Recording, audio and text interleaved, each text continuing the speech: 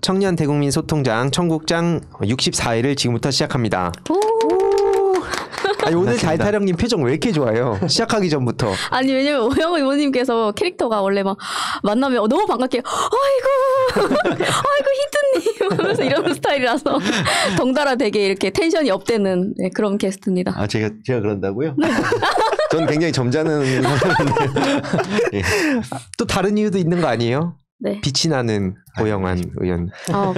원래 이거 같이 방송하기 싫은데 또 안 부를 수도 없고 옆에 이거 비교대가 옛날에 총선 때도 같이 방송하는데 옆에서 자꾸 그 비교된다고. 아 진짜 되도록이면 원샷 위주로 잡아주셨으면 좋겠습니다. 따로. 아 여기 왜냐면 그 김한규 대변인님 나오셨을 때도 오영환 의원하고는 같이 어디 나오기 싫다고 하고. 아 맞아 그때 김한규 대변인. 김한규 대변인님께서 그렇게 말씀하시면 안 되죠 사실 그분은. 둘 다 뭐 하는 겁니까? 아무튼 네 본격적인 소개를 한번 들어보도록 하겠습니다. 오늘 게스트는 민주당 오영환 의원님입니다. 네 자기소개요. 네 의정부의 자랑 대한민국을 세계에서 가장 안전한 도시로 만들고 싶은 300분의 1 재난안전 전문 국회의원 오영환입니다. 반갑습니다. 개인 채널에서 되게 홍보 영상 찍으시는 줄 알았습니다. 아, 평소보다 웃음이 많네. 시작하기 전부터 이거 편파적인 거 아닙니까? 아니에요. 아니에요? 네. 아 그나저나 좀 요즘 어떻게 지내셨어요? 아 이제 이 2월 국회 또 시작되면서 이제 내가 추구하고자 하는 이제 입법 과제들을 또 점검하고 그것들을 어떻게 하면 빨리 통과시킬 수 있을지 그 노력들을 하는 동시에 이제 또 설을 앞두고 있는 만큼 물론 이런 코로나 상황 속에서 인사를 드릴 수 있는 게 너무 제한적인데 그렇다고 인사를 안 드릴 수는 없으니까 이 최소한으로 조심스럽게 그러면서도 의정 보고서도 좀 이렇게 인사드릴 수 있도록 기회를 만들고 시민분들께 설날 힘들어도 힘내시고 잘 보내시라고 인사드리면서 몸이 어떻게 좀 두 개로 나눠졌으면 좋겠다 싶을 정도로 두 개로도 부족할 것 같아요. 그렇죠. 네. 5개 정도로 쪼개갖고. 네. 분위기는 좀 어떻던가요 지역에서?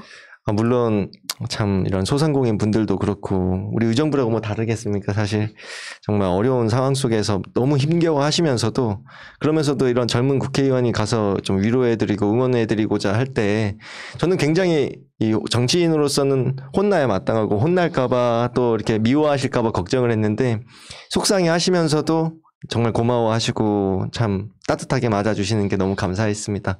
그만큼 더 열심히 해야겠다 생각했어요. 실제로 오영환 의원님 총선 때 다들 기억하실지 모르겠지만 지역에서 엄청 고생을 했었어요. 그때 뭐 다스베이다에서도 계속해서 김어준 총수님이 불러주셔서 이렇게 말씀하시게끔 해주셨는데 그 이후에 요즘 지역의 분위기는 좀 어떤가요?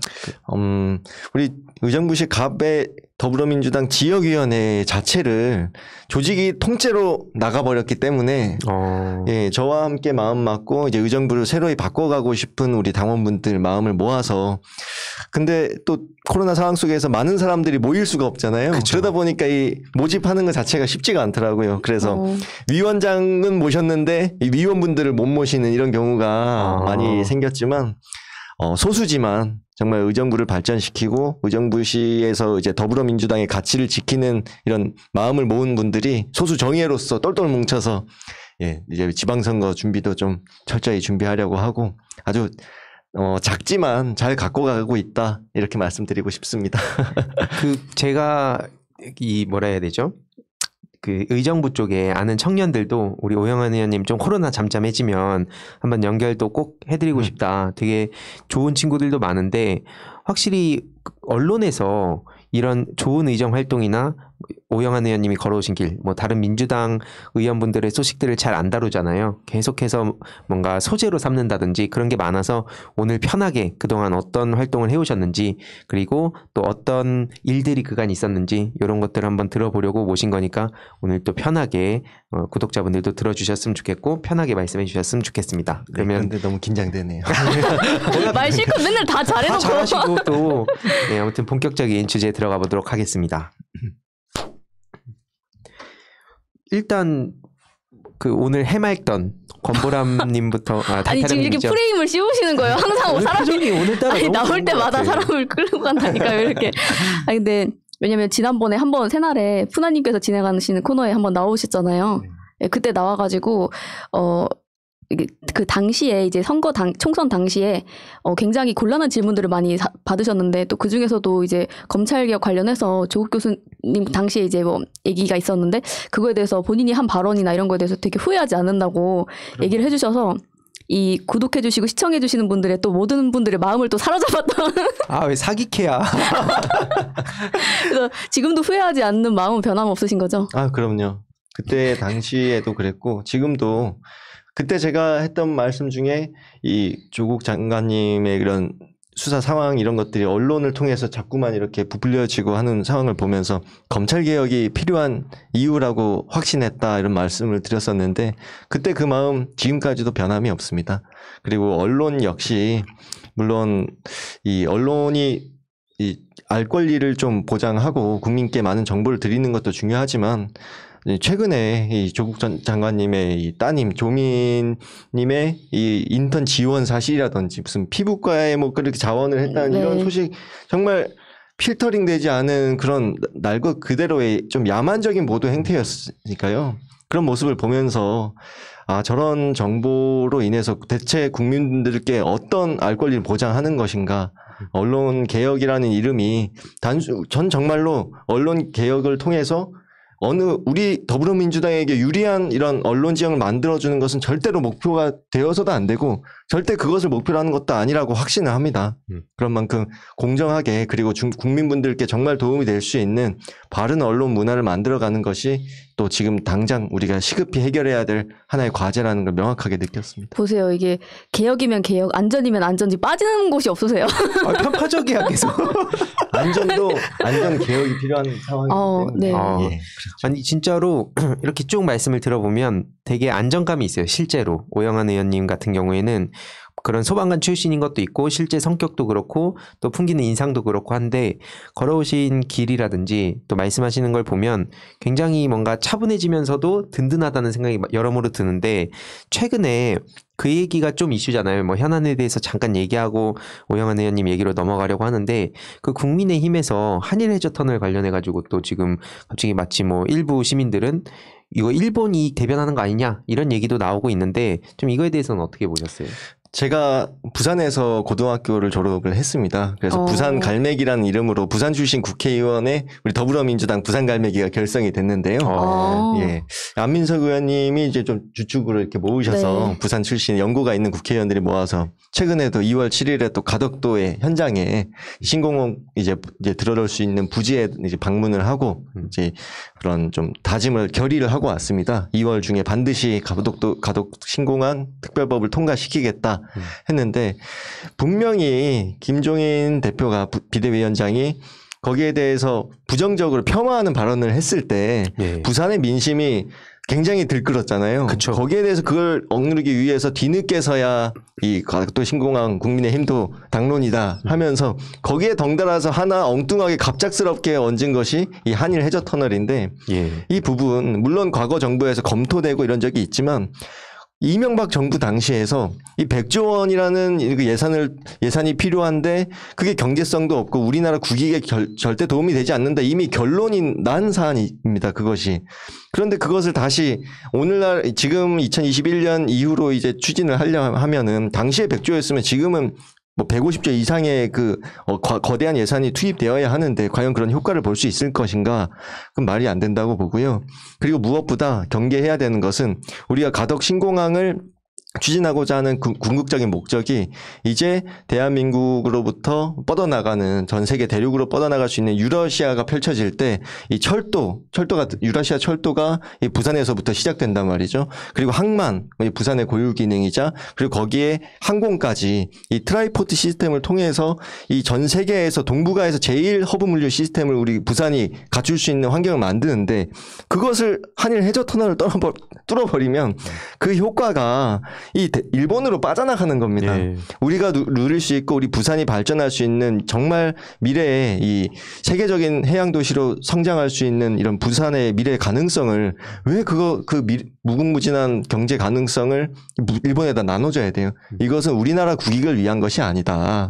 일본 국익을 위한 거면 위한 거지. 절대 우리나라의 입장에서는 생각해서도 그리고 일본도 그리고 다음은 한 번도 그런 걸 추진하자고 최근에 말한 적이 없는데 대체 왜 그 얘기를 꺼내신 건지 단순히 그냥 이슈를 만들기 위해 하신 거 아닌가 그런 생각을 하고 있습니다. 약간 그분들은 자국의 이익을 생각하는 거 아닐까 싶은 생각도 좀. 그러니까 거기가 또 자칫 보수 세력이라고 하는데 어딜 네. 보수하겠다는 건지도 모르겠고. 거기서 논리가 그렇더라고요. 가덕도 공항이 생기면 물류가 많이 필요하니까 그걸 뚫어가지고 잘 해보겠다. 약간 이런 식의 얘기인 것 같던데. 나눠가지겠다는 네, 거죠. 그렇죠. 그런데다가 뭐 100조 중에 20조는 우리나라가 내고 80조는 뭐 일본이 낸다 이렇게 얘기를 하는데 솔직히 우리나라의 이익을 가져주지 못하는 이러한 일에는 20조가 아니라 2원도 낭비하기가 싫거든요.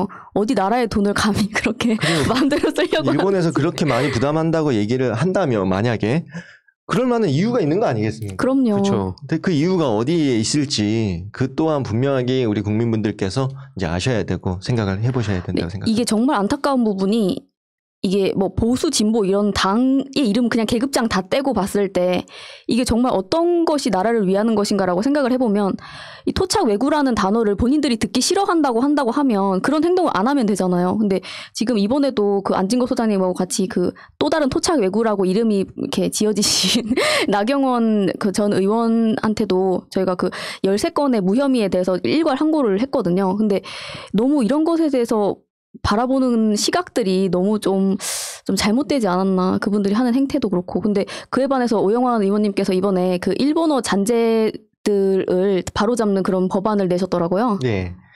제가 행정안전위원회 소속으로 있으면서 우리 국회의원들이 이 일본어 일제시대의 이 일본식 법률 용어들이 각 법안들이 아직도 남아있는 것들이 좀 많더라고요. 그 부분을 우리가 이 상임위별로 좀 나눠서 그 부분들을 좀 해결하자. 물론 작고 작은 부분들 용어를 바꾸는 단순히 이런 법적 이런 그 노력이지만 그럼에도 불구하고 일제의 잔재만큼은 완벽하게 청산해야 한다. 그 시대 정신이 아직까지도 이어지지 못하고 결국 중간중간에 빈틈이 있었다는 건데 이번만큼은 좀 확실하게 바꿔보자. 이번에 만약에 또 놓치는 부분이 있으면 다음에도 바꾸자. 아무튼 이런 차원에서 진행을 하고 있고요. 그리고 저는 행정안전위원회 소속으로서 이제 소관 법률 중에 7개 법안을 좀 했는데 예를 들면 뭐 개호라는 단어를 아시나요? 개호? 개호요? 예, 그게 간호라 이름인가? 병간호를 뜻하는 단어라고요. 아직도 법률 용어로 그런 게 남아 있는 경우가 있고 부잔교 모르시죠? 네. 부두 연결 다리를 그렇게 법적 용어로 쓰고 있는 법이 또 있더라고요. 뭐 그밖에 좀 자주 사용하는 용어로는 이 감안하다. 요것도 고려하다는 식이 맞고 감안하다는 또 일본식 이런 법률 용어더라고요. 몰랐어요. 절취 이런 용어도 잘은 이런 뜻으로 바꿔야지 절취라는 단어 역시 일제 잔재라는 거죠.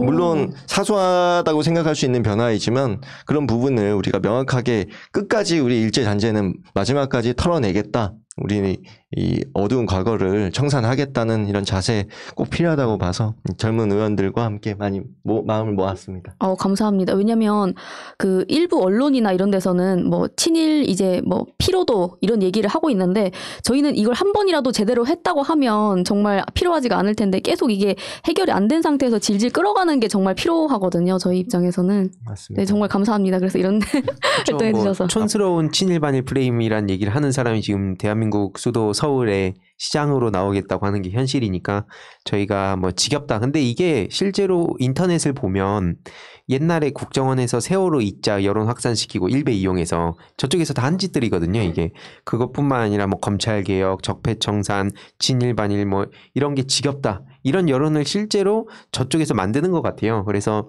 이거를 보시는 분들, 그러니까 지지자분들은 이런 거에 목소리 내시겠지만 그걸 보는 약간 제3자들, 약간 이런 양비론을 자꾸 펼치게 한다든지 그런 걸 통해서 뭔가 이게 좀 지겨운 것 같기도 하네라고 생각하려고 하게끔 만들려고 저기서 그런 여론 퍼뜨리는 것 같아서 그런 거에 굴하지 않고 우리가 목소리 내면 좋겠다. 다만 뭐 이걸 너무 강압적으로 안 낸다고 해서 너 뭐 그러면 친일이냐 이렇게 몰아가게 되면 이런 어떤 운동이 지속 가능하게 하기는 어려울 것 같아서 그걸 좀 잘 얘기하고 설득하고 이렇게 말씀 주신 대로 단어 하나하나 바꿔가고 궁극적으로는 진짜 이 거대한 악과 맞서 싸우는 게 필요하다고 생각이 많이 들었습니다. 그러면 최근에 보니까 국감 우수 의원 선정되셨다고. 혹시 뭐 그럼 뭐 받은 게 있나요? 뭐 대통령 상을 받는다든지 뭐. 우리 원내대표님의 상을 받았어요. 소중하죠. 김태년 대표님 상.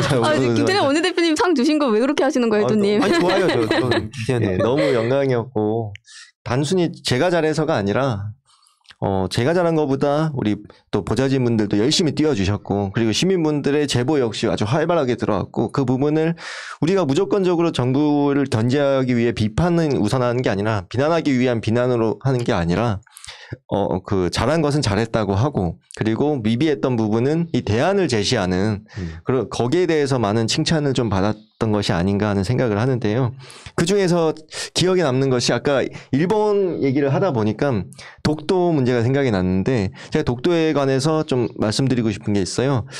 독도가 지금은 이제 경찰분들이 독도 경비대로서 이렇게 들어가서 있었는데 그 독도의 인근에 우리 국민들이 관광을 굉장히 많이 가고 그 주위에서 좀 해양 사고도 나고 그 당시에 제 동료들 역시 독도 인근에서 이 다치신 어부 분을 좀 치료하기 위해서 응급 이송을 하기 위해서 항공기가 출동을 했다가 이렇게 추락 사고까지 발생을 했었는데 그만큼 독도는 대한민국의 영토이고 우리 국민들이 정말 사랑하는 영토이지 않습니까?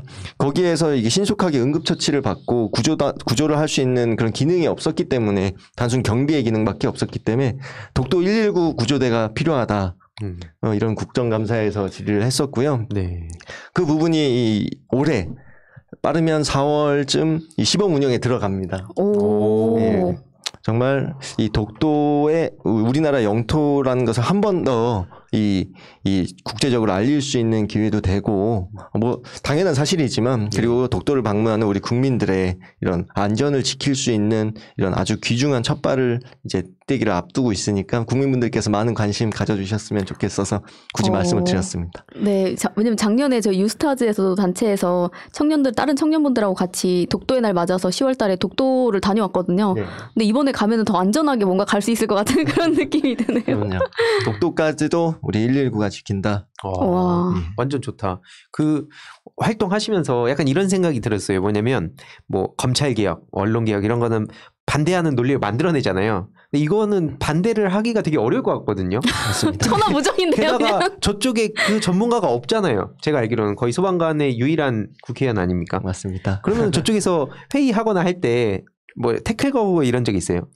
그런데 이 야당은 분들도 이 국민 안전에 대한 부분에 있어서 무조건적인 발목 잡기 이런 걸로 일관하시지는 않고 있어요. 현재 행정안전위원회만큼은 조금 더 이 대안 제시하시거나 좀 비판적이더라도 이 좀 소방이 중요성을 인식을 명확히 하시고 국민의 안전을 지키기 위한 거니까 좀 더 발전적인 이런 개선이 필요하다는 정도의 말씀을 하시되 제가 소방관 출신 최초의 국회의원이 된 의미가 동료 의원들이 그만큼의 존중도 갖춰주시고 그리고 소방에 대한 관심을 한 뼘이라도 더 가져주시는 게 눈에 보이고 참 체감이 돼서 정말 들어오길 잘했다. 그렇게 필사적인 노력 끝에 정말 들어오길 잘했다. 대한민국 국민을 더 안전하게 한 명이라도 더 지키는데 참 많은 힘이 될 수 있겠구나 하는 생각을 하고 있습니다.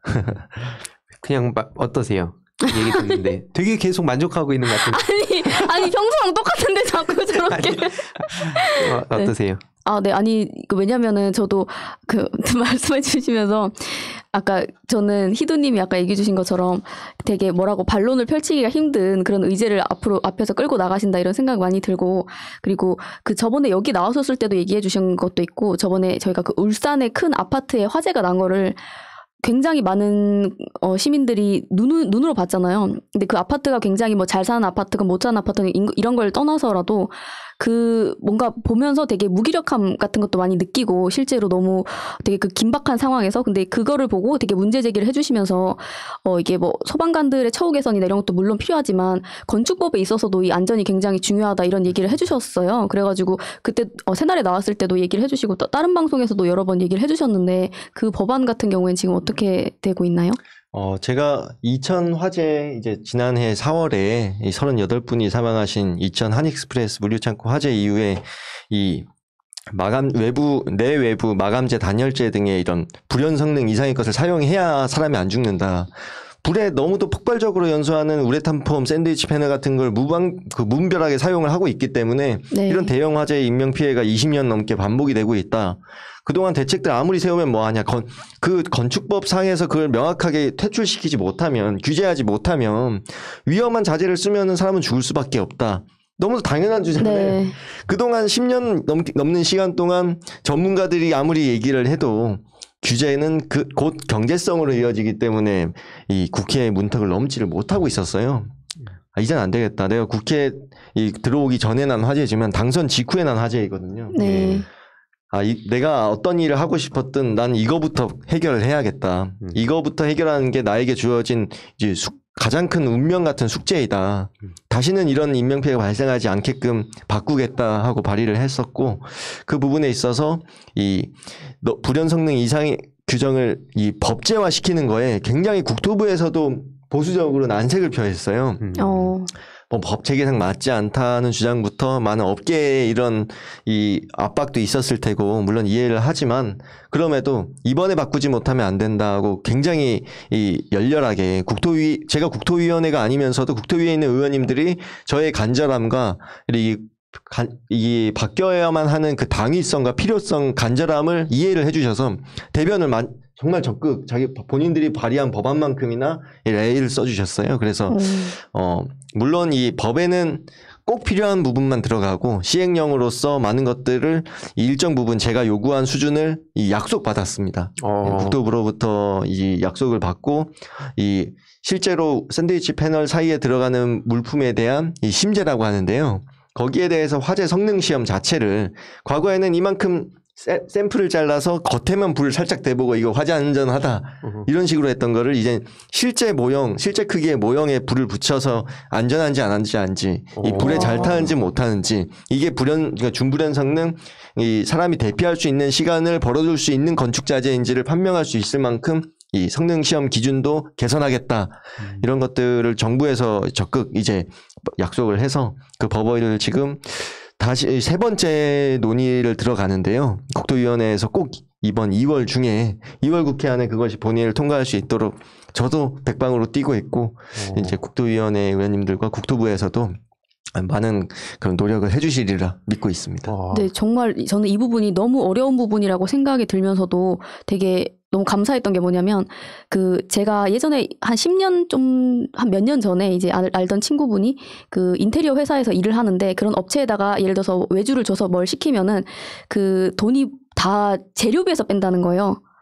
그렇기 때문에 이제 그걸로 해서 먹고 사는 거죠, 사실은. 근데 그렇게 하다 보면 이게 굉장히 많은 이입집단들의 그런 뭐 충돌이 있는데 사실은 그런 것들을 다 충돌을 조정하는 것이 정치의 역할이라고 하긴 하지만 사실은 이게 아까 말씀해 주신 것처럼 안전을 위해서라면 근본적으로는 이것이 해결이 돼야 되는데 그 이후 사후 처리에 어떻게 하든지 간에 그게 제일 중요한 거잖아요. 근데 이게 뭐 어떻게 보면은 좀 정치인 앞에 두고 할 얘기는 아니지만 이거를 맡아서 해주실 정치인이 계실까라고 저는 좀 약간 생각을 했었거든요. 근데 이렇게 목소리 내주고 다니시고 하시는 게 정말 국민을 위해서 하지 않으면 못하는 일 같다 저는 생각을 많이 하고 있거든요.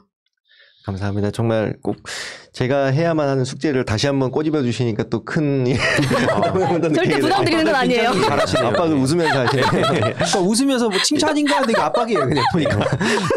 이미 하고 싶고 해야 된다고 생각을 하고 있었던 일이지만 또 이렇게 압박을 해주시니까 아니 하고 계시겨가지고 좀 감사한 마음을 실제로 그런 것 같아요. 뭔가 저는 비전문가다 보니까 막연한 어떤 생각 아마 저랑 비슷한 분들이 되게 많으실 것 같긴 한데 뭔가 막 문제가 터지면 확 관심 가졌다가 어떻게 이럴 수 있어 막 슬픔과 분노를 느끼고 그리고 나면 또 일상이 바쁘기도 하고 이거 뭐 어떻게 되겠지 하고 보통은 이제 잊게 되잖아요. 근데 그런 부분을 디테일하게 챙기는 국회의원이 있다는 게 저는 굉장히 중요한 거라 생각하고 이게 솔직히 말하면 어떤 일이 벌어지지 않는 거잖아요. 그러니까 눈앞에 드러나지 않는 게 잘한 거잖아요. 이걸 네. 미리미리 방지하는 거니까. 근데 그때 훗날 이런 게 막 개선이 돼서 화재가 막 줄고 그렇게 됐을 때 오늘날 오영환은 잊으면 안 된다. 저는 진짜 칭찬을 드리고 싶어요. 관심도 많이 가져다니고. 안 잊을 건데 왜 그렇게 하세요? 그러지 말아주세요. 왜냐면 이게 언론에서는 계속해서 자극적이고 뭐 그런 이슈만 다루다 보니까 생활에 굉장히 중요한 변화나 이런 거에 있어서는 정작 언론이 못 다루고 있어요. 맞아요. 그러니까 오영환 의원이 예를 들어서 어떤 큰 일들을 방지하는 차원에서 특히 그런 중요한 일들을 많이 하는데 언론에서는 그게 재미없으니까 안 다루는 거죠. 왜냐면 자극적으로 해야 조회수 늘어나고 돈도 벌고 관심도 받는데 이런 얘기들 화재 사건 일어났을 땐 또 그 화재를 마치 이렇게 어떻게 보면 취재라는 명분으로 해서 되게 자극적으로 보도하잖아요. 맞아요. 그런 걸 보면서 굉장히 화만 냈는데 이제는 오영환 의원님이 이렇게 또 전문가로서 안에서 열심히 목소리를 내고 계시고 실질적인 변화도 하시는 거는 전 굉장히 중요한 점이라 생각합니다. 그러니까 언론이 안 실어주었던 것 중에 하나가 또 이 화재 실험을 실제로 또 강행해 보신 게 있으시다고. 그렇죠. 물론 이 건축법에 대한 이 위험한 건축 자재가 얼마나 위험한지 이게 왜 바꾸어야 하는지에 대해서 증명을 하기 위해 근거를 대고 하기 위해서 실제로 샌드위치 패널을 직접 불에 태워보고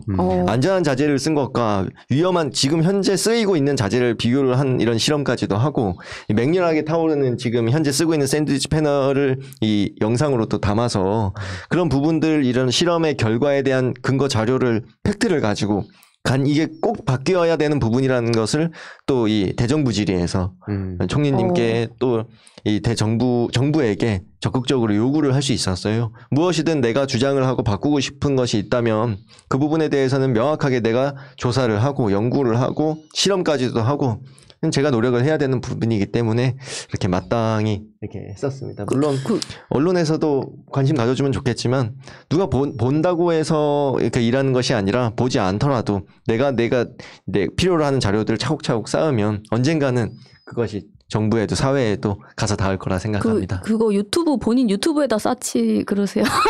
유튜브에다 영상 올리시죠? 제가 아직 그만한 또 재능은 없어서. 아, 그런가요? 예. 근데 왜냐면 본인을 막 그렇게 내세워라 이렇게 한다기보다는 어떤 분야에 굉장히 전문성이 있으시고 하시는 일도 굉장히 많으신데 그런 거에 대해서 좀 많은 분들이 궁금해서 찾아보려고 하더라도 이게 잘 없으면 좀 아쉽고 그러거든요. 그래서 좀 유튜브 채널을 좀 왜냐면 언론에 오영환을 검색해서 뭐 하고 있나 보통 검색하는 네, 코스가 안 나와요. 그렇잖아요. 포털에 오영환을 검색하고 그러다 보면은 뭐 중간중간에 그냥 이름으로 다 나오니까 다른 어떤 그냥 별 아닌 것들 활동들 아니면 별로 관심 없는 활동들까지 다 나오니까 그냥 보통 꺼버리는 것 같아요. 특히 이게 소방이나 이런 분야도 또 어려우니까 맞아요. 그러니까 이제 아마 말씀 주신 건 거기에 차곡차곡 이게 뭐 자기 자랑이 아니라 이런 게 뭐 소방에 대한 어떤 쉬운 언어 그러니까 아까 그 뭐 일제 잔재 그런 언어도 사실 모르는 사람도 되게 많고 한데 그런 것들을 이렇게 정리해 주듯이 소방에 대해서 우리가 왜 관심을 가져야 되고 이런 부분이 디테일하게 뭐 어떤 변화를 줘야 되고 이런 거를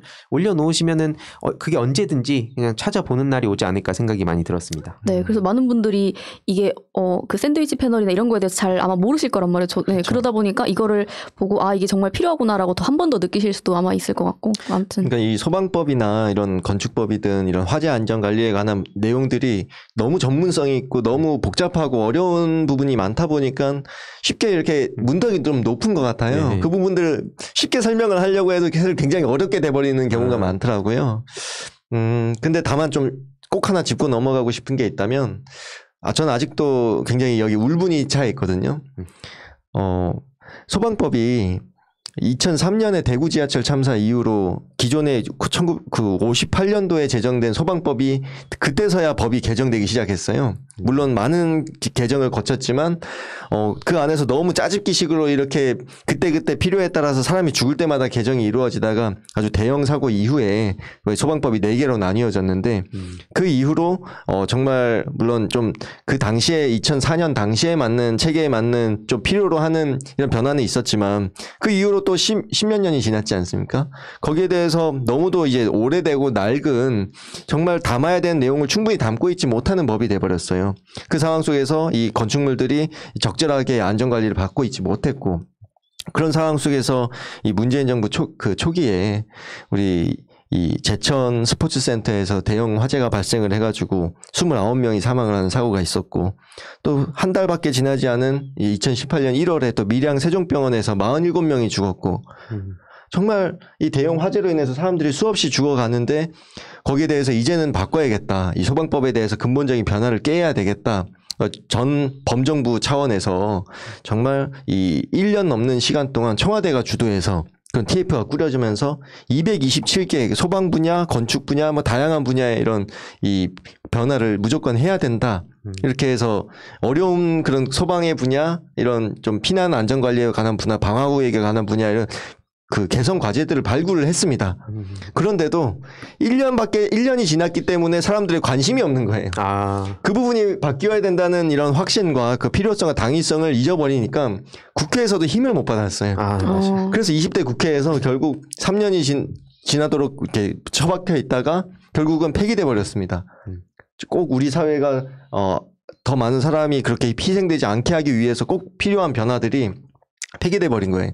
그리고 21대 국회에 와서 제가 다시 발의를 했지만 이미 몇 년이 지나버린 화재의 이런 인명피해에 대해서는 국회도, 그리고 솔직히 말씀드리면 국민 여러분들도 그 가족분들이 아닌 한 이미 잊어버린 거죠. 그 부분이 너무 안타깝고요. 그래서 저는 국회에 저처럼 조용히 누가 알아주지 않아도 국민분들이 잘 몰라도 그럼에도 조용히 묵묵히 그런 화재, 이런 건축, 이런 화재 안전 관리, 국민의 생명과 직결되는 이런 부분들, 전문성 있는 부분들을 꾸준히 관심받지 못하더라도 추진해 나갈 수 있는 노력을 해야 된다. 그런 노력을 좀 맡아서 하겠다. 그렇게 생각하고 다짐하고 있습니다. 예. 그 중간중간에 뭐 꼭 이건 알려야 된다. 근데 국민적 여론이 필요하다. 저도 총선 기간에 많이 느꼈던 게 확실히 이젠 그 깨어있는 시민의 조직된 힘이라는 게 가장 막강한 이 힘이라고 생각하거든요. 그러니까 국회에서 아무리 의지를 가지고 하려고 해도 저희도 뭐 맞습니다. 청년 관련해서 많은 걸 안에서 했었잖아요. 근데 저도 느낀 게 시민분들이 관심 안 가지시고 특히 뭐 청년 이슈에 청년들이 막상 호응이 없으면 아무리 안에서 의지를 가지고 해도 네. 저희가 뭐 그걸 무작정 할 수는 없기 때문에 이런 관심이 필요하다. 그걸 진짜 많이 느끼고 이게 진정한 민주주의의 사회로 가는 게 아닌가 생각을 하는데 앞에 말씀 주셨듯이 뭔가 앞으로 하시는 일에 있어서 이거는 꼭 알릴 필요가 있다. 시민들의 힘이 필요하다 하면은 언제든지 말씀 주시면 저는 저대로 또 새날 청국장이나 혹은 또 새날 PD님께서 푸른나무 PD님께서도 열심히 또 공론화 해주시지 않을까 생각을 합니다. 아무튼 네. 또 얘기하다 보니까 너무 진지한 얘기로 많이 갔는데 좀 개인적인 이야기로 자연스럽게 한번 넘어가 보도록 하겠습니다. 자연스러웠나요? 네. 아니 뭐 또 소방관에 대한 얘기를 일단 안 할 수가 없어요. 소방관 1호 국회의원이시죠. 네. 특히 앞에 뭐 쭉 말씀을 해주시긴 했는데 여러모로 어깨가 무거울 것 같았어요. 왜냐하면 지역 이슈도 있었고 특히 소방관분들도 다 오영환 의원을 쳐다보고 있을 거고 또 청년들도 또 오영환 의원을 쳐다보고 있을 거고 여러모로 지금 되게 어깨가 무거우실 텐데 그간 해보시니까 어떠세요? 후회하신 적 없어요? 후회라기보단 정말 막막했던 적은 많았던 것 같아요. 제가 이 정치를 하고자 이 준비를 하거나 그럴 만한 시간적인 여유도 없었고 이런 영입이라는 이름으로 제 분야에 있어서는 자신 있고 이 분야만큼 잘 챙겨야겠다는 다짐은 있었지만 정치라는 것이 이 공무원이었잖아요. 저는 특히나. 중립 의무가 있는 공무원으로서 정치 분야에 대해서는 그냥 개인적인 혼자 생각하고 말았지 그런 부분들을 직접 전면에 나서서 이 투쟁을 해가야 된다는 것이 처음엔 너무 막막했고 저는 솔직히 말하면 선거 때 막 힘들었지 않냐 이렇게 말씀들을 해주시지만 당선 직후가 마음이 가장 무거웠어요. 어깨가 가장 무거웠어요. 시민분들께서 저를 환영해 주시고 선택해 주시고 당선시켜 주셨는데 그리고 저를 전국에서 응원해 주신 많은 이런 소방 가족분들 국민을 안전하게 지켜달라는 그런 숙제를 그 문재인 정부의 성공을 이끌어달라는 이런 전국적인 이런 응원을 많이 받았는데 그 부분들을 어깨는 무거운데 그 방법에 대해서 내가 어떻게 해야 될 것인가 굉장히 막막했지만 정말 원내에 들어와서 이제 원내 활동들을 시작하면 모든 것이 처음인 상황에서 떨리기도 하고 긴장도 되고 난 누구지? 여기서 어떻게 해야 되지? 그랬으면서도 소방관답게 여긴 그냥 구조 현장이라 생각을 했습니다. 내가 준비한 만큼 현장에 가서 잘 대응할 수 있고 한 명을 더 구할 수 있는 것처럼 그렇게 한 명을 더 살릴 수 있는 것처럼 내가 더 공부하고 내가 더 준비하고 내가 더 바꾸고자 하는 그 과제들에 대해서 그 방법에 대해서도 부딪히면서 이렇게 또 준비를 하면 된다. 좀 차분하게 마음을 가지려고 조급하게 생각하지 않으려고 했더니 그 몇 개월 동안 그렇게 너무 처음 겪는 것들을 수없이 반복을 하다 보니까 이제야 조금 요만큼 알 것 같은 생각이 듭니다. 그래서 이런 조금씩 알게 되는 것들을 바탕으로 더 많은 일들을 해 나갈 수 있지 않을까 그렇게 생각하고 있습니다. 네. 그리고 아까 말씀해주신 것처럼 직후에 굉장히 어깨가 무거웠다고 하셨는데 그럼에도 불구하고 이제 직후에는 또 바로 세월호 유가족들 분들 또 인사 찾아뵙고 또 그 다음 날에는 또 그 독도 헬기 추락 사고 하신 분들 또 찾아뵙고 이렇게 하셨어요. 네. 제가 정치가 왜 중요한지를 깨닫게 된 정말 정치가 국민 생명과 어떻게 직결되는지를 잊을 수 없는 마침 선거 바로 다음 날이 우리 세월호 참사 정말 그 잊지 못할 날이었기 때문에 당선된 그 다음 날 바로 이 광화문에서 그런 추모 행사가 있다 그래서 방문했다가 또 가족분들이 청와대 앞에 계시다길래 앞으로 제가 정치를 잘 하겠다는 인사를 정말 잊지 않겠다는 약속을 드리기 위해서 방문을 했었고 그 다음 날에는 제가 정치로 나오는 것을 고민할 수밖에 없었던 동료들을 다 찾지 못하고 독도 앞바다에 그렇게 마지막 수색까지 참여를 했으면서도 그분들을 다 구조하지 못했는데 유해도 찾지 못했는데 그렇지만 그분들의 뜻을 제가 현장에서 항공대원의 그런 같은 임무를 이어갈 수는 없게 되었지만 그럼에도 그분들이 꿈꿔왔던 정말 안전한 대한민국 내가 무거운 어깨로 이 숙제를 국회에서 다 더해 나가겠다 또 약속들을 드리고 인사를 드리고 왔습니다. 실제로 제가 그 유스타즈 단체 활동하면서 최근에 그 연초인가 그때 오영환 의원님한테 이제 소방관 처우 개선 관련해서 저희가 얘기를 하다가 네. 제가 매달 그 한 100만 원씩을 어디 이렇게 기부를 하는 게 있었어요. 그래서 연락을 드리고 소방관 처우 개선 관련해서 우리가 막 장갑이라든지 좀 필요한 물품들을 우리가 좀 기부를 하겠다라고 이제 조언을 구하려고 연락드렸는데 그때 오영환 의원님께서 굉장히 저한테는 어떻게 보면 되게 새로운, 그러니까 전혀 생각지 못했던 네. 그런 점들을 좀 이제 알게 됐고 실제로 그 덕분에 그 과정들은 너무 길지만 그 덕분에 한 그 청년, 그 지금 아마 사진을 저희가 준비한 게 있는데요. 그 청년이 갑작스런 화재 사고로 이게 되게 어려운 상황에 직면한 거예요. 실제로 바로 어머니께서는 돌아가셨고 그 아버지께서도 심정지 막 오시고 막 그러니까 심장 질환도 원래 있으셨고 하셔서 이후에 이제 돌아가셨는데 사진 혹시 이 해당 학생을 직접 만났거든요. 근데 이 친구가 20대 초반에 갓 사회로 진출했는데 갑자기 불에 타가지고 집이 홀라당 타버려서 그냥 하루아침에 이런 부모님을 떠나보낸 거예요. 근데 그때 이 과정에서 이제 오영환 의원님이 전화를 많이 또 조언도 해주시고 그래서 이 학생도 덕분에 한 이틀 만에 1,000만 원가량의 시민들이 이제 모금을 또 해주셨고 그때 뭐 딴지일보나 이런 데서 시민분들이 후원을 되게 많이 해주셨어요. 네, 그리고 정말 감사합니다. 그리고 이제 또 최근에 그 아버지께서도 돌아가셔서 온라인 추모가 수백 명이 또 해주신 덕분에 해당 학생한테 또 연락이 와서 정말 정말 감사드린다 하면서 이제 다시 자기도 새 인생을 살 수 있게 됐다. 근데 그분을 만나게 된 것도 오영환 의원님이 아니었다면 이 학생도 되게 막막하게 있었을 텐데 이 얘기를 꼭 한번 하고 싶었습니다. 그래서 그때 한번 해주셨던 내용을 간략하게 직접 얘기해 주셔도 좋을 것 같아요. 네, 지금 소방관의 처우가 언론을 통해서 불쌍한 소방관 이미지가 너무도 아직까지도 국민분들께 많이 퍼져 있는데요. 이 장갑도 사비로 산다 이 말씀을 벌써 한 7년 정도 된 이야기인 것 같은데도 아직도 그 말씀을 해주시는 분들이 많아요. 또 그런 소방관은 동정의 대상이 돼버린 이런 현실이 너무도 마음 아팠고요. 그리고 이제 이 국가직 전환과 소방청 독립과 그리고 국민적인 이 시대 정신이 높아지면서 소방관에 대한 신뢰와 사랑이 높아지는 만큼 국가의 관심도 높아져서 이제 장비에 관한 지원만큼은 많이 개선이 됐습니다. 그런데도 이 많은 그 어려움이 있기도 하고, 근데 이런 처우 개선을 위해서 이런 이 좀 후원을 해주고 싶다 이런 말씀들을 들으면은 전 정말 반대를 하는 거예요. 소방관의 처우만큼은 국가가 해결해야 되는 국가의 숙제이지, 그 부분을 이 소방관이 보호하고 지켜야 되는 국민의 이런 사비로 지원하는 것은 절대 옳지 않다. 그 부분에 관한 소방관의 처우에 관한 부분은 법으로서 제도로서 제가 앞으로 많이 노력을 해 나갈 것이고요.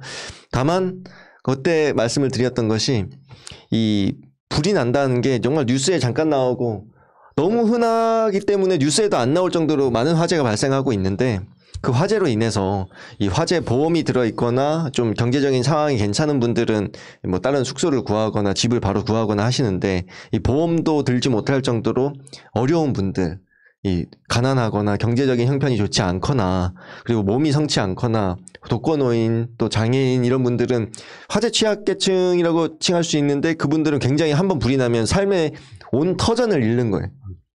생명을 구했다 뿐이지 뭐 당장 몸을 뉘을 것도 없고 그럼으로 인해서 비닐하우스 같은 데서 지내시는 분도 있고요. 예. 그리고 뭐 모텔 같은 데서 간신히 근근히 그것도 지원을 받아서 지내시는 분이 있고요.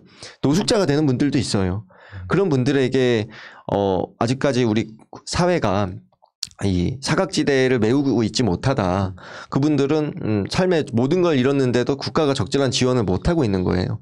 지자체에서 일부 지원하는 지자체들이 있긴 하지만 그마저도 극소수이고 그런 부분을 저는 현장에서 출동을 했을 때 이분은 이렇게 집이 불타버렸는데 이 조그만한 방 한 칸이 다 타버려서 갈 데가 없는 이분은 나중에 어떻게 될까 정말 참담함을 많이 느꼈거든요. 그땐 제가 단지 불을 끄는 이 화재 진압과 이 인명구조를 맡은 구조대원으로서 더 할 수 있는 일이 없었지만 그런 부분에 대해서는 많은 문제의식이 있었고 이렇게 특별한 또 따뜻한 마음을 또 표현해주고 싶은 분이 있으실 때 저는 그런 분들을 차라리 좀 도와주십사. 그런 분들에게 이 사회가 조금 더 애정어리 손길을 좀 내밀 필요는 있다. 말씀을 드린 것이고 저는 저대로 그때 우리 희두님이 그렇게 정말 감사한 너무 감동적인 이런 참 후원을 해주시고 그 이후로 저는 또 나름의 국회에서 내가 옛날부터 실감하고 있던 문제의식을 갖고 있고 꼭 그건 해야겠다는 과제를 갖고 있었음에도 추진을 못하고 있었거든요. 다른 일들이 워낙 네. 죽어가는 사람들은 여전히 너무 많기 때문에 그 각각의 이런 관련된 대책들을 많이 내놓느라고 못하고 있을 때 이걸 내가 미루면 안 되겠다. 왜냐하면 어떤 상황들이 있는지 안내해드리는 과정에서 직접 더 자세히 들여다보니까 너무도 많은 참담한 분들이 계신 거예요. 이분들을 단 하루라도 더 우리 사회 안전망 안으로 좀 들어올 수 있게끔 사각지대를 메워야 되겠다 해서 이 법적 개선을 또 준비를 하고 있습니다. 와.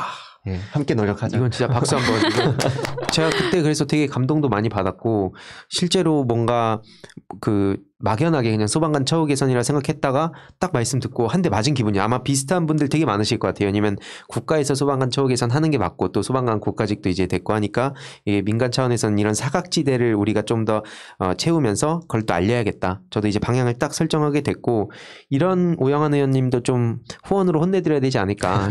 후원 계좌가 있으면 왜냐면은 저 약간 이런 걸 봤어요. 저도 이제 배운 건데 후원으로 이런 분들 혼내드려야 더 열심히 일한다. 네. 이게 일종의 압박이 될 수도 있고 그리고 또 어떤 분들은 미래에 우리의 자산에 투자한다고도 생각하세요. 왜냐면 이런 분들이 실제로 하나하나 바꿔가는 게 법을 바꿔가고 뭐 제도를 바꿔가는 게 우리 사회에 엄청난 발전을 이뤄내는 것도 맞으니까 그런 의미에서 이제 후원하는 건데 그런 후원금이 그런 화재 실험이나 이런 굉장히 많은 비용이 들어가고 하는 부분이거든요. 그런 네. 부분에도 다 이 후원금으로서 할 수 있고 그리고 우리 사회를 더 안전하게 바꾸기 위한 이런 전문적인 연구 용역까지들을 하는데도 그런 정치 자금 후원금이 정말 간절히 필요하더라고요. 그래서 이렇게 마음을 보내주실 때 전 그 부분을 저에게 숙제를 넣어주시는 거나 이 일을 해라는 이런 명령으로 받아들이고 임무 수행하겠습니다. 많이 혼내달라는 말씀이시네요. 이거 보니까 얼굴로 눈이 가니까 얼굴 부분 잘라갖고 이거 해야겠다. 다들 이 계좌를 안 보고 얼굴 볼 것 같아요. 아니 다 계좌 잘 보이는데 희두님만 아니, 유독 그러시는 얼굴 것 부분 같은데. 잘라갖고 다음번에 이거. 아니, 농담이고 아무튼 진짜 어떻게 보면 시간이 되게 많이 그러니까 그간 활동하신 걸 알리려면 많은 시간이 필요한 것 같은데 참 많은 얘기를 못한 것 같아서 되게 아쉽긴 한데 다음에 또 뵈면 되죠. 예, 다음에 또 중간중간에 그리고 법안 중요한 뭐 소식들이나 뭔가 또 막힌다 저쪽에서 말 같지 않은 걸로 발목 잡게 한다 뭐 예산 타령하면서 핑계 대면서 뒤로 미룬다 하면 언제든지 이런 얘기를 해주시면 저희도 공론화 시킬 예정이고 일단 좀 개인적인 얘기로 넘어온다고 하는 게 계속 저도 무거운 얘기로만 한 것 같은데 네. 좀 주변에 뭐 소방관 친구들도 있잖아요. 그러니까 좀 가볍게 막 뭐 국민적인 어떤 열망 이런 거 말고 그냥 친구들의 반응은 좀 어때요? 참 실감을 못하죠. 저도 실감을 못하는데 막상 TV에서 인터넷에서 보면은 야 너 나왔다면서 신기하다고 보내줘요. 그러니까 친구들은 너무도 평범했던 자기의 주위에 있던 그냥 똑같은 청년 한 명이 갑작스럽게 국회에 나가서 이렇게 일을 하는 거에 대해서 신기하기도 하고 그리고 제가 거기서 잘하는 모습을 보이면 잘했다고 이렇게 뭐에 대해서 알게 됐다 뭐 그런 이야기들을 해요. 좀 오그라드는 경우도 많지만 그런 한편 이 친구들이 또 정치에 대한 신뢰 그동안 저 역시도 마찬가지였고 정치에 대해서 청년 세대가 멀리 느껴지고 굉장히 좀 혐오까지도 그쵸. 있는 그런 게 많았는데 제가 그냥 나와서 이렇게 청년이 활동하는 모습을 통해서 정치라가 무슨 어떤 일들을 하고 있구나 하는데 관심이라도 한 번이라도 더 가질 수 있게 되는 것 자체가 너무 고맙더라고요. 친구들의 그런 말 한마디가 너무 우리 청년 세대들이 저를 바라보는 눈길이라 생각하고 칭찬받을 일만 해야 되겠다. 아니 근데 뭔가 약간 가볍게 농담을 던지면 굉장히 담론이 돼버려요. 되게 진지한 얘기가 돼버려요. 제가 좀 재미없는 사람이라는 소리 많이 들어요. 아니요 그걸 보는 저희는 재밌습니다. 가만 보면 재밌어요. 그냥 솔직히 보기만 해도 재밌다는 분들 많았어요. 저 유튜브 하는데 아니 진지한 얘기하는데 그렇게 재밌다 그러니까 이거 너무한 거 아니야. 그래도 이렇게 민주 진영에 이런 소중한 인재 보물이 있다는 것을 저는 뭐 검찰개혁, 언론개혁, 뭐 사법개혁, 적폐청산 다 중요한데 결국에는 이 저쪽을 개혁만 하고 비판만 하고 그런다고 세상이 좋아진다고만은 생각하진 않거든요. 물론 그게 바로 잡는 차원에서는 당연히 필요한 거지만 결국에는 저는 국민의힘과 민주당의 가장 큰 차이가 미래의 소중한 이런 인재들 그런 네. 차이라고 봐요. 그러니까 기존의 정치인들까지도 같이 뭐 이렇게 비판도 서로 하기도 하고 주고받으면서 하나씩 바꿔가는 게 저는 되게 중요한 의미가 있다 보는데 확실히 소방관으로서의 이제 현실 정치인으로 이렇게 넘어오면서 정말 보이지 않는 때로는 뭐 되게 보이는 일도 있겠지만 정말 틈틈이 이런 일들 하는 거 보면서 정치의 실효성을 많이 또 소방관분들도 느끼지 않을까 그런 생각 진짜 많이 합니다. 좀 어떠세요? 네, 그래서 근데 그 소방관으로 재직 당시부터도 뭐 1인 시위도 하시고 굉장히 뭐 이렇게 좀 답답한 일들이 좀 많으셨잖아요. 어떻게 보면은 근데 그거에 있어서 그때 이 국회의원들이 왜 못하지 이 일을 답답한 걸 굉장히 많이 느끼셨을 것 같아요. 근데 그때랑 지금 직접 국회의원이 되셨을 때랑 혹시 뭐 좀 차이가 할 수 있는 거에 대한 권한에 대한 차이라든지 아니면 이거는 진짜 힘들더라라든지 뭐 이렇게 좀 그런 게 있을까요? 정말 비교도 안 될 정도로 이 많은 할 수 있는 일 범위가 정말 어마어마하게 넘어섰죠. 이 국회의원이 할 수 있는 일들이 정말 많더라고요. 바꿀 수 있기 위해. 그런데 입법 이런 제도 개선 이런 것들이 문턱이 또 높아요. 네. 발의한다고 끝이 아니고 발의하고 뉴스 언론 보도하고 막 이렇게 한다고 끝이 아니라 국민분들이 관심을 가져주셔야 그 일을 추진해 나가고 통과시키는데 큰 힘을 받을 수가 있더라고요. 그 당시에는 국가육전화 뭐 소방청 독립 1인 시위 그게 왜 국민 안전과 직결되는지 이런 건 거리에서 외쳤지만 네. 그리고 TV에서 이렇게 말씀드릴 기회가 있을 때 노력할 수 있었지만 그때는 그냥 전 제시를 한 거죠.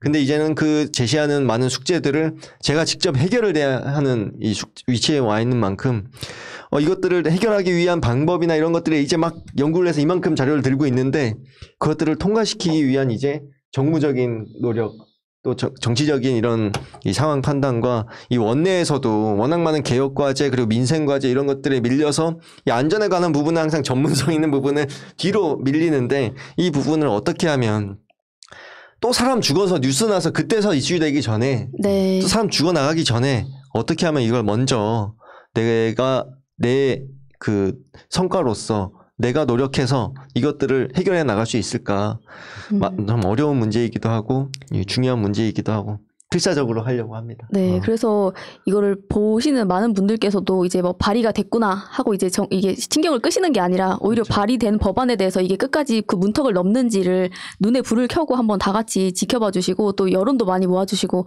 해야지 이제 바뀐다는 거, 네, 알아두시기 개인적인 바랍니다. 얘기하려 했는데 계속 법안 거니까. 네, 개인적으로 네. 좀 친한 국회의원 누구 있어요, 당에서?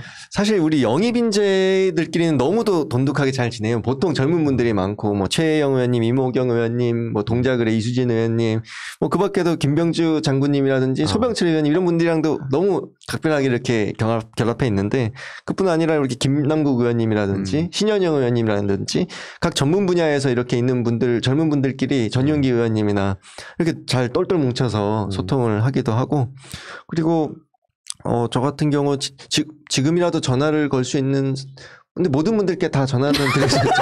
받느냐의 문제지. 그렇죠. 전화는 뭐 전화는 하는데 할 수 있죠. 예. 받는 게 문제죠.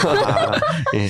저희가 원래 전화 아, 연결 그래요? 해보면 재밌을 것 같았는데 오늘 좀 중요한 얘기를 많이 하다 보니까 시간 관계상 전화 못 하고 가장 안심할 수 있는데 아무튼 향후에 어쨌든 현실 정치인으로서 뛰어드셨기 때문에 이제는 도망칠 수도 없습니다. 왜냐하면 많은 국민들과 또 주변 지인들뿐만 아니라 진짜 이게 어마어마한 책임감을 또 아까 말씀 주셨는데 어떻게 뭐 미래 정치인으로서든 아니면 그냥 인간 오영환으로서든 어떤 사람이 되고 싶고 또 향후에 어떤 활동들을 해서 이제 노년을 맞이하고 싶으신지가 개인적으로 궁금합니다. 노년까지요?